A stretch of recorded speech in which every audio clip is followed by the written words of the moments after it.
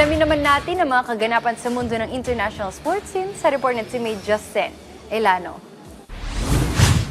Kasado na ang muling paghaharap ng New England Patriots at Seattle Seahawks sa ika-60 edisyon ng Super Bowl sa darating na Pebrero. Unang nagtapat sa National Football Conference Championships ang Seahawks, kung saan pinauwi nito ang bisitang Los Angeles Rams 31-27 para makuha ang NFC title at makakuha ng tiket patungo sa Super Bowl. Isang QB1 matchup ang naganap sa pagitan ng mga veteran shot callers na sina Sam Darnold at season MVP candidate Matthew Stafford, kung saan nanaig ang 28-year-old matapos ang 346 yards sa 25 out of 36 completions at 3 touchdowns. Kinulang naman ang game-high 374 passing yards ni Stafford na may kasama pang 3 touchdowns. Sa receiving end naman, nanguna si Seahawks wideout Jackson Smith-Njigba matapos sumalo ng 10 receptions para sa 153 yards at 1 touchdown. Sa kabilang panig naman, balik SB na ang New England Patriots matapos ang 6-year absent nito nang ungusan nito ang AFC rival na Denver Broncos 10-7 sa AFC title game nitong nakaraang Martes. Buwan naman nung nakapuntos ang Broncos, agad naman itong pinatahimik ni MVP candidate Drake May nang pangunahan nito ang Pats sa isang second quarter drive, dahilan para makalapit ito sa end zone. Isang tahimik na 86-yard at 10 out of 21 completions ang pinamalas ng 23-year-old, kung saan buong season ito pinangunahan ang New England Patriots para sa number 1 seed ng liga. Magtatapat ang Seahawks at Patriots sa Super Bowl 60 sa darating na February 9 na gaganapin sa Levi Stadium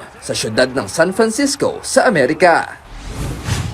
Sa basketball naman, sinamantala ng Philadelphia 76ers ang pagkawala ni superstar forward Giannis Antetokounmpo sa Milwaukee Bucks upang talunin ito 139-122 sa isang Eastern Conference matchup nitong Miyerkules. Isang vintage performance ang pinamalas ni veteran forward Paul George nang magpakawala ito ng 9 na 3-pointers para mabuo ang 32 points, 5 assists, 5 rebounds at 2 steals. Nagparamdam din si former MVP Joel Embiid matapos ang 29-point performance nito na sinamahan pa ng 9 rebounds at 5 assists. Sa panig naman ng Bucks, kinulang ang bitbit na 31 points ni big man Miles Turner at 24, 8, and 4 ni Ryan Rollins. Samantala, patuloy pa rin ang pagpapagaling ni Giannis matapos nitong magtamo ng isang calf strain, kung saan wala pang inilabas na petsa ang koponan kung kailan ito makakabalik sa lineup. Sa ngayon, hawak ng Sixers ang 6th seed sa East na may 25 and 21 win-loss record.